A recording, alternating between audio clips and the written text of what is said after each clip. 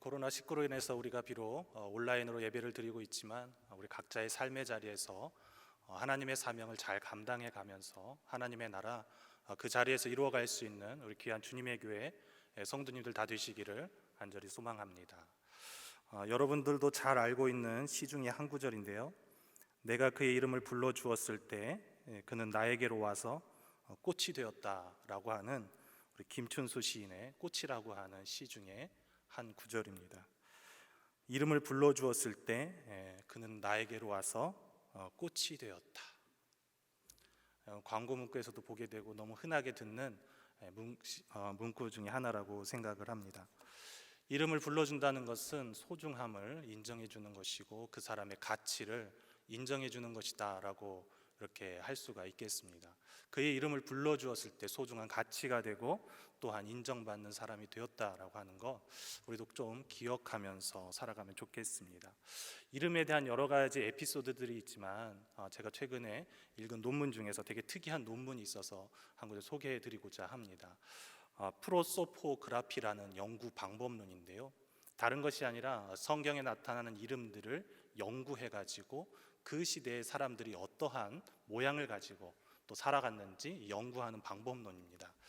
여러분 생소하시겠지만 이 연구 방법론은 1914년에 시작이 되어서 우리 한국에는 1998년 우리 김지은 박사라고 연세대 박사학위 논문이 있는데요, 거기에 실리게 되면서 처음으로 소개되었습니다. 그리고 아직도 여러분들은 이 방법론이 무엇인지 잘 알지는 못할 텐데, 여기 연구하는 방법론에는 딱 단서 조항이 있습니다. 어디에 적용할 수 있느냐, 바로 셈족 계열에만 한정해서 연구할 수 있다라고 하는 그런 방법론입니다. 프로소포그라피, 처음 듣는 이야기일 수도 있는데 잘 들어보시면 맞다라는 생각이 드실 거예요. 이름에는 다른 것이 아니라 기능과 본질을 담고 있다라는 것인데, 특별히 셈족 계열, 우리도 셈족 계열에 속하잖아요. 이 동양 문화나 이스라엘에 있는 고대 근동 셈족 계열의 이름의 특징에는 자신들이 믿는 신이라든지 또는 자신의 부모가 믿었던 신앙의 특징이라든지 이러한 것들을 이름에 그대로 담아서 이름을 짓는다. 그렇기 때문에 이 방법론에 의해서 연구를 해보면 그 시대 사람들이 어떠한 신앙을 가지고 살아왔는지, 그리고 그 시대의 문화적 특징은 무엇이었는지 이러한 것들을 찾을 수 있다는 거예요. 그래서 많은 사람들이 이 방법론을 가지고 무엇을 했겠습니까? 바로 연구를 하기 시작한 것이죠. 가끔 우리들 이런 말 종종 하곤 합니다. 야, 이름값 좀 하고 살아라. 그리고 제가 아는 목사님은 주님의 영광을 위해서 이름을 지어줬다는데 그렇게 살지 못한다고 매일 소개를 하더라고요. 저도 주님이 저희 부모님께서 지어준 이름이 있습니다. 은혜 은자에 주다석자를 쓰고 있습니다. 은혜로운 주석 또는 반석이 되어라 라는 그런 의미인데요, 가끔 저에게 돌석자 아니냐라고 물어보는데 돌석자 아니고 주다석자라는 석자를 쓰고 있습니다.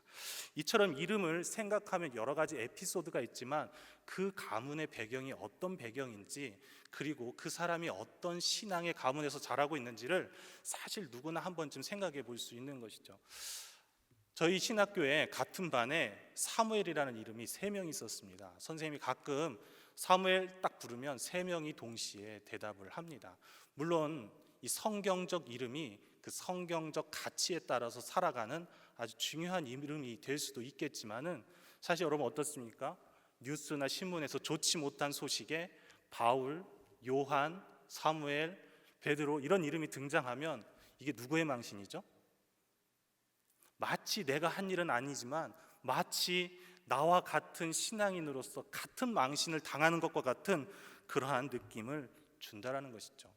가끔은 이름을 가지고 이름값 좀 하고 살아가는 사람이 있고 이름값도 못하고 살아가는 사람이 있기는 하지만, 우리는 어떤 사람이면 좋을까요? 바로 좋은 이름값을 하면서 공동체의 연합을 위해서 일하고, 또 좋은 이름값을 하면서 대립과 분열이 아닌 화합으로 나아갈 수 있는 그러한 이름값 좀 하면서 살았으면 좋겠다. 그러면서 이 논문을 읽게 되었습니다.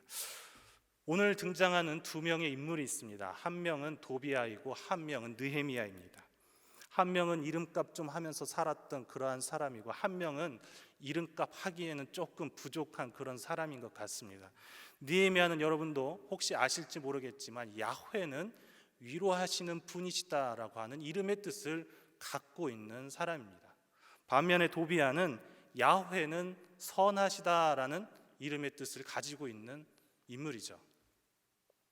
느헤미야는 하나님의 위로하심을 받으면서 끝까지 하나님의 신앙 안에서 성장하고 자신의 생애를 마무리한 그런 사람이라고 한다면, 도비야는 어떻습니까? 끝까지 하나님의 역사를 방해하고 끊임없이 모함하고 대립하고 분열했던 하나님의 이 이름값, 그 선하시다라고 하는 그 이름값 전혀 근처도 가지 못한 그러한 사람입니다.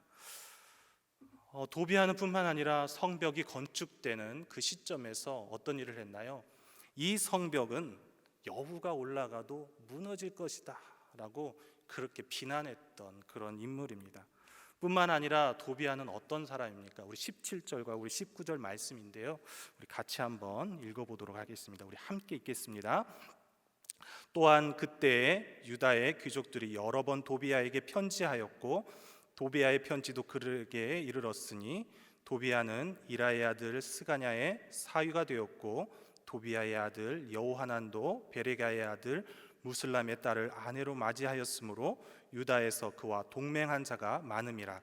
그들이 도비야의 선행을 내 앞에 말하고 또 내 말도 그에게 전하매 도비야가 내게 편지하여 나를 두렵게 하고자 하였느니라. 도비야에 대해서는 여러 인물에 대한, 도비야라고 하는 인물에 대해서 여러 가지 평가가 있습니다. 잘 읽어보시면 아시겠지만 한마디로 요약하면 도비야 어떤 사람입니까? 이스라엘 예루살렘 그 시대를 살아갔던 사람들 중에 권력의 핵심 인물이다라고 하는 거 너무도 잘 알 수 있는 것이죠. 한 가지를 예로 도비야가 어떤 사람인가에 대해서 여러 가지 설왕설래 이야기들이 많이 있는데, 도비야는 어디 출신입니까? 암몬 사람 도비야다라고 성경은 소개해주고 있습니다. 그런데 어떻게 그가 하나님이 선하시다라고 하는 이름의 뜻을 새겨 넣을 수 있었을까? 프로소포그라피 이 방법론에 의해서 도비야를 연구해 보았더니 이 두 가지가 가설이 가능하다라는 거예요.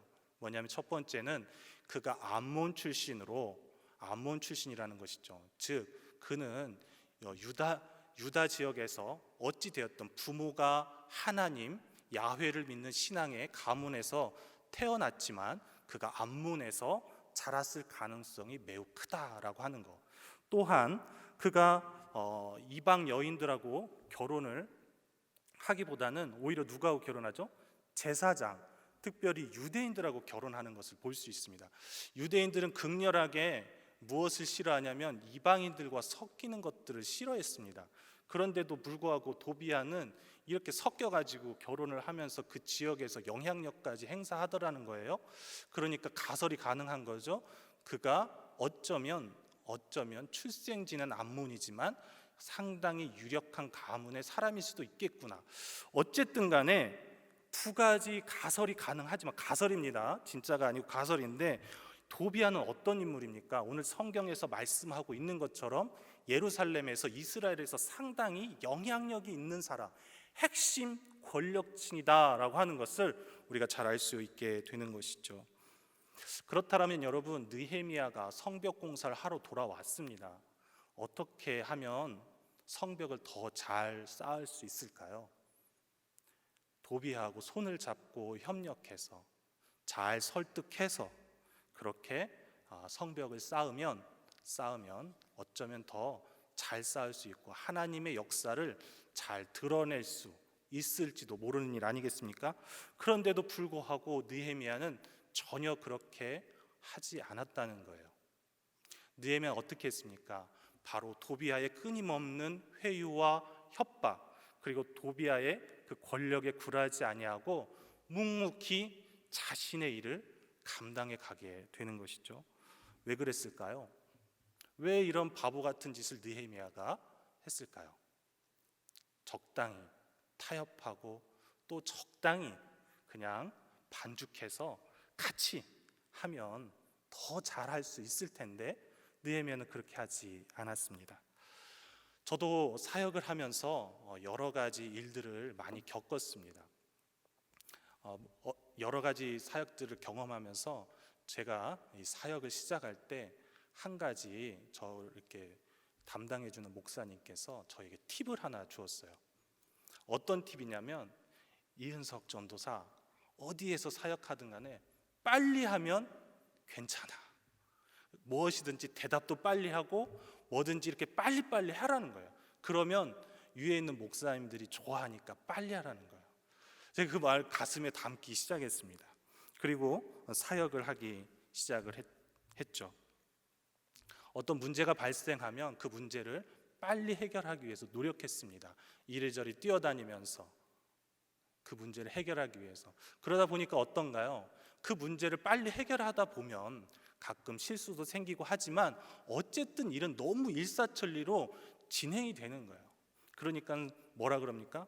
이은석 일 잘한다, 일이 빨라, 이런 칭찬도 듣고 기분이 되게 좋았더랬습니다. 그렇게 기분이 좋게 사역을 하고 지나가던 2012년 어느 봄날에, 아마 이러한 좋은 오늘 봄과 같은 따스한 햇살이 있었던 그런 날에 한남대교를 운전하면서 넘어가고 있는데, 평소에도 너무도 많이 보았던, 그리고 무심코 지나쳐갔던, 그래서 내 머릿속에는 남아있지 않는 한 문구가 제 가슴 가운데 남기 시작했습니다. 다른 게 아닙니다. 속도보다 중요한 것은 방향이다. 이 문구를 제가 본 거예요. 광고 문구 안에. 그렇게 하루가 바쁘게 지나가다가 이 문구를 보고, 과연 나는 올바른 방향성을 가지고 지금 사역을 하고 있나? 과연 나는 올바르게 사역을 감당하고 있나? 이러한 궁금증이 저에게 찾아오기 시작했습니다. 속도에 맞춘 나머지 지나갔던, 수없이 놓치고 갔던 것들이 하나 둘 생각나기 시작을 했습니다. 인생에 있어서 가장 중요한 거, 정확한 목표와 올바른 방향성을 갖는 거, 너무도 잘 아는 그런 문구였습니다. 그럼에도 불구하고 그것이 가슴에 남기 시작하더라고요. 그래서 그렇게 가슴에 담겨진 그 문구를 가지고 글을 적기 시작을 했습니다. 그래, 지금부터라도 조금 더 늦게 가더라도 준비 좀 해보자. 준비하는 신앙 가져보자. 그것이 중요하다라고 생각을 하기 시작을 했습니다. 느헤미야는 그런 측면에서 매우 정확하게 그리고 명확하게 잘 준비된 사람이라고 할 수가 있겠습니다. 느헤미야, 그는 믿음으로 연합을 준비한 사람 중에 한 사람입니다. 또한 느헤미야는 신앙을 지켜 하나님의 일을 드러낼 수 있는 준비를 했던 사람입니다. 그리고 느헤미야는 지금의 현실보다 내일을, 다음을 생각할 수 있는 그러한 준비를 해 갔던 사람이라고 할 수가 있겠습니다. 느헤미야는 도비아와 같은 여러 가지 회유와 협박, 그리고 두려움 속에서도, 여러 가지 공격 속에서도 그것을 당당히 맞이할 수 있는 그러한 준비를 했던 사람이라고 할 수가 있겠습니다. 우리 15, 16절 말씀 같이 다시 한번 봉독해 보도록 하겠습니다. 15절과 16절 말씀입니다. 성병 역사가 52일 만인 엘룰월 25일에 끝남에 우리의 모든 대적과 주위에 있는 이방 족속들이 이를 듣고 다 두려워하여 크게 낙담하였으니 그들이 우리 하나님께서 이 역사를 이루신 것을 알미니라. 느헤미야는 52일 만에 성벽 공사를 마쳤습니다. 어쩌면 이것이 너무 빨리 마친 것 아닌가, 속도로 끝낸 거 아닌가라는 생각이 들지도 모르겠습니다. 그런 와중 가운데 무엇이 또 있었냐면, 도비아의 끊임없는 괴롭힘도 있었습니다. 이스라엘 백성의 생각이나 이스라엘 주변에 있는 여론이나 여러 가지 정치적인 상황에서도 느헤미야가 도움을 받은 것 같지만 사실 그렇지 않죠.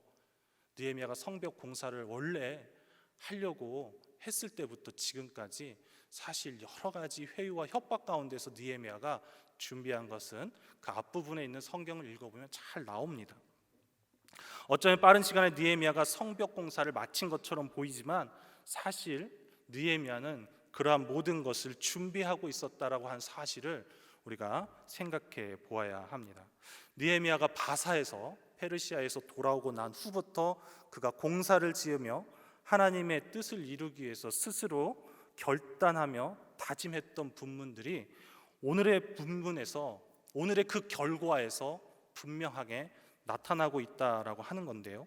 바로 어떤 사명을 감당하기 위해서 가장 중요한 것이 있다면 우리가 생각해야 되는 것은 바로 신앙을 지키고 이겨내며 대립과 대결보다는 연합을 준비하는 것, 이것을 우리가 느헤미야를 통해서 볼 수 있다라고 하는 것이죠. 저는 느헤미야를 사실 계속 읽으면서 이러한 사람은 참 외골수 같다라는 생각을 많이 했더랬습니다. 차단시키고, 성벽이라는 게 무엇입니까? 외부와 내부를 차단시키는 그런 기능을 하잖아요.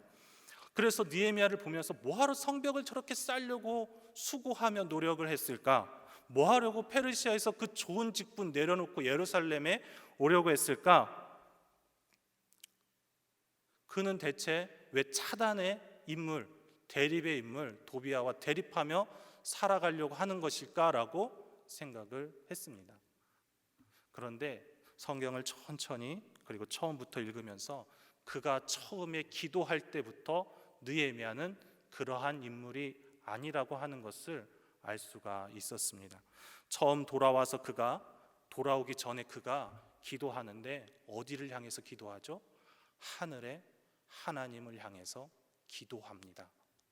느헤미야의 기도 첫 부분은 내가 하늘의 하나님을 향하여서 기도하는, 느헤미야가 하늘의 하나님을 향하여서 기도하는 그 본문을 우리가 쉽게 찾아볼 수가 있게 됩니다. 하늘의 하나님, 어떤 의미인가요? 많은 의미를 가지고 있습니다만은 단순하게 쉽게 생각하면 사실 이 땅에서 지내는 모든 신들은 인간을 지배하고 파괴하고 대립하고 분열시키는 그러한 신들인데 느헤미야는 하늘을 하나님을 찾았다는 거예요. 하늘에 누가 계실까요? 바로 창조주 하나님이 계시다는 사실을 느헤미야는 너무도 잘 알고 있었다라는 것이죠. 느헤미야가 있는 곳은 페르시아입니다. 페르시아의 신들은 그 땅을 지배하고 억압하고 암울한 가운데서 살아갈 수 있도록 인도하는 신이지만 내가 믿는 하나님은 온 우주를 창조한 창조주이시다.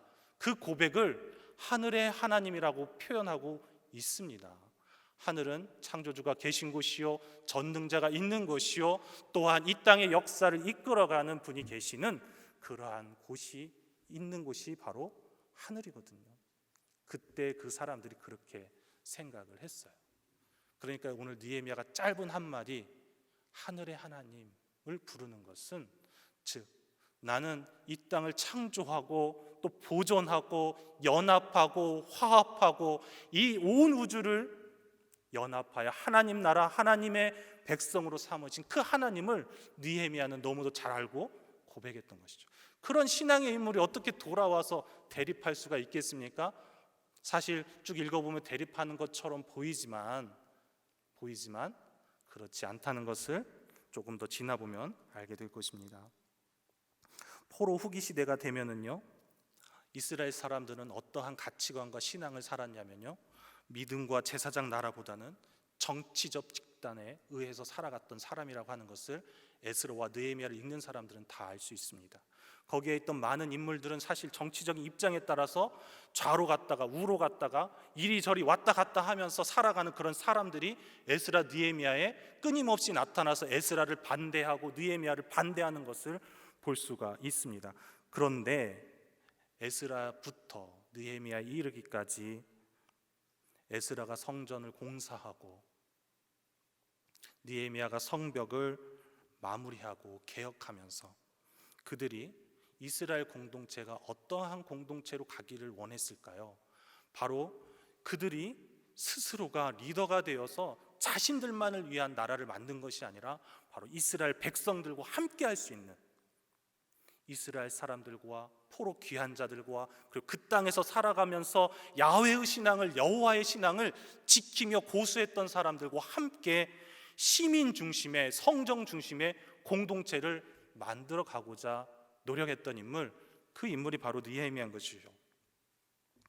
에스라 느헤미야 시대를 지나면 많은 사람들이 어떠한 시대를 살아가게 되냐면 무질서와 양극화라고 하는 그런 현상 가운데서 이스라엘 사람들이 사실 살아갔었습니다.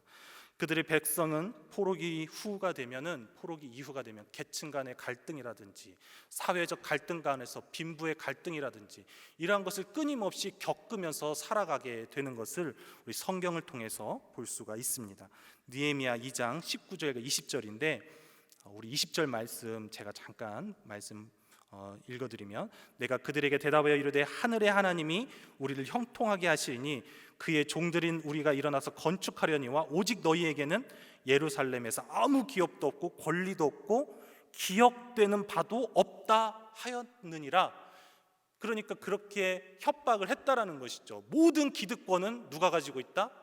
예루살렘에 있는 도비야와 함께하는 사람들이 다 가지고 있다라는 거예요. 그러니 너한테 줄 거 아무것도 없다.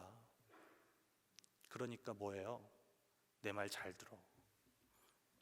모든 기득권과 소유는 기존에 남아있던 사람들이 다 차지하고 있었다라는 것이죠.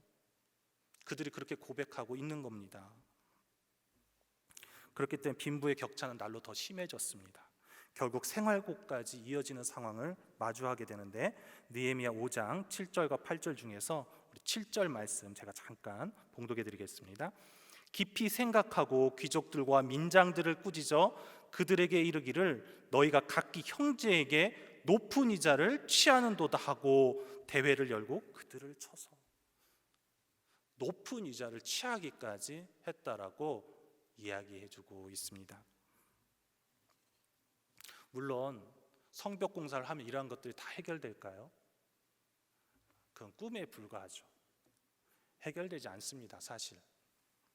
하지만 느헤미야는 끊임없이 공동체의 개혁을 통해서, 개혁이란 게 무엇인가요? 분열인가요? 대립인가요?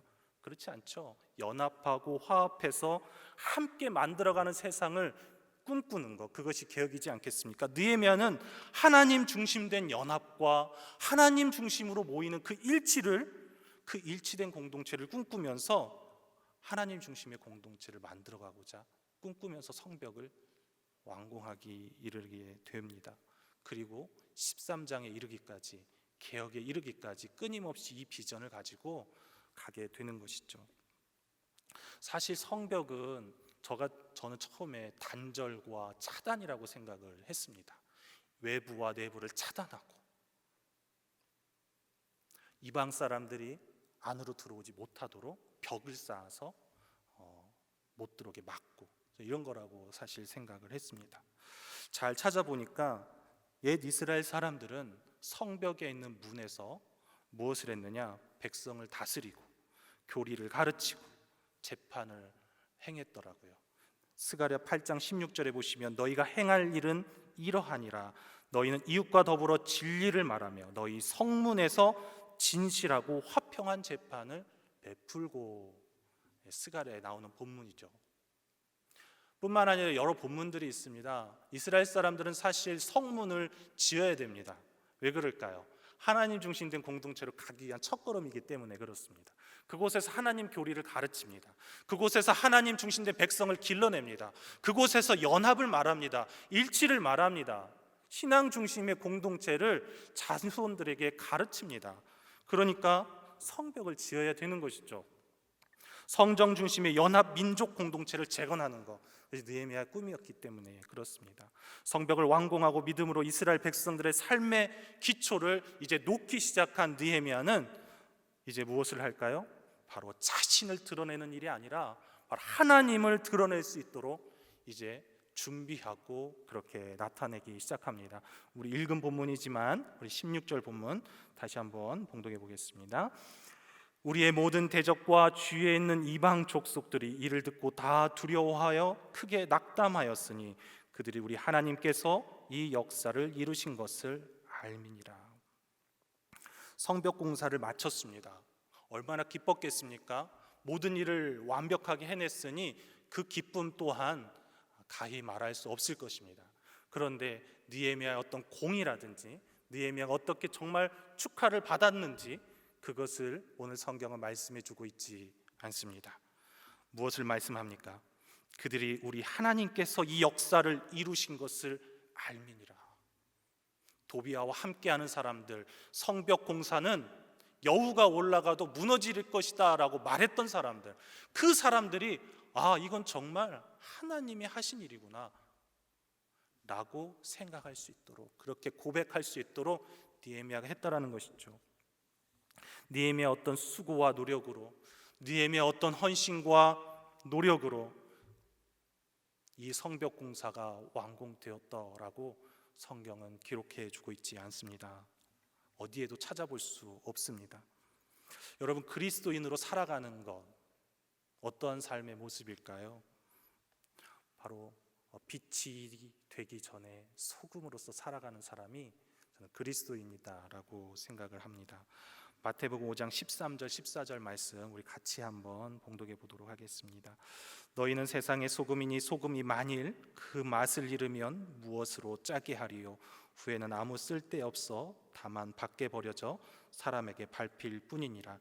너희는 세상의 빛이라. 산 위에 있는 동네가 숨겨지지 못할 것이요. 느헤미야를 괴롭히는 집단도 있고 자신이 갖고 있는 것을, 누리는 것을 내어놓기 싫어하는 그러한 집단도 있습니다.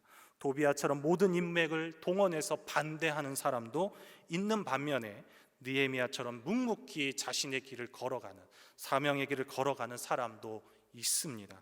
그런 느헤미야를 통해서 더욱 중요한 것이 있다면 바로 이름값 좀 하면서 하나님의 위로를 바라며 살아가는 사람, 바로 하나님께서 위로해 주시리라 라는 신앙을 갖고 느헤미야처럼 살아가는 사람, 그러한 사람이 바로 소금의 삶인 것이다 라고 그렇게 볼 수가 있겠습니다. 마지막으로 이러한 무너진 곳을, 이러한 성벽을 다 세웠다면, 그래서 마쳤다면 바로 연합과 일치의 길을 열어갈 수 있도록 다음을 준비할 수 있는 그러한 느헤미야와 같은 개혁의 사람, 그러한 그리스도인들 되시기를 간절히 바랍니다. 개혁은 다시 처음부터 본질로 돌아가 다시 시작하는 겁니다. 우리 성벽을 세웠다면, 그리고 모든 것을 마쳤다면 무엇을 해야 할까요?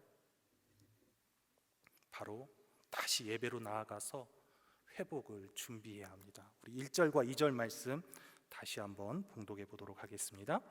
성벽이 건축됨에 문짝을 달고 문지기와 노래하는 자들과 레위 사람들을 세운 후에 네아우 하나니와 영문의 관원 하나냐가 함께 예루살렘을 다스리게 하였는데, 하냐나는 충성스러운 사람이요 하나님을 경외함이 무리 중에 뛰어난 자라. 느헤미야는 모든 것을 마치고 그리고 준비한 후에 그 땅에서 레위 사람들과 하나니와 하나냐를 세웠다라고 오늘 본문에서는 분명하게 말씀해 주고 있습니다. 저는 하냐냐를 세운 것도 너무 중요하다라고 생각을 합니다. 그가 충성스러운 사람이고 하나님을 경외함이 무리 중에 뛰어나기 때문입니다. 그런데 그 앞에 있어서 1절에 있는 레위 사람들을 세운 후에, 이것이 중요합니다. 레위 사람들에게 레위 사람들을 세웠다라고 말씀해 주고 있어요. 느헤미야 12장 47절 말씀 보면은 스룹바벨 때와 느헤미야 때에는 온 이스라엘이 노래하는 자들과 문지기들에게 날마다 쓸 몫을 주되 그들이 성별한 것을 레위 사람에게 주고 레위 사람은 그것을 또 성별하여 아론 자손에게 주었느니라. 여러분, 느헤미야가 처음에 무엇을 했습니까? 레위 사람들을 세웠습니다. 왜 레위 사람들을 세웠을까요? 우리가 이것을 생각해 보아야 합니다.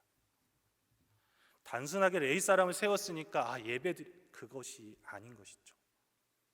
당시에 포로 후기가 되면은요, 제사장 그룹과 레위 그룹이 서로 나뉘어져 있습니다. 그런데 느헤미야는 이 두 집단을 하나로 모으기 시작합니다. 모을 뿐만 아니라 질서를 세우기 시작합니다.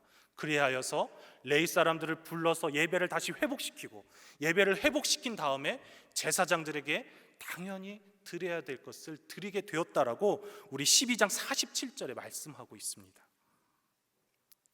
두 계층과 대립과 분열이 아닌 느헤미야가 했던 것은 무엇입니까?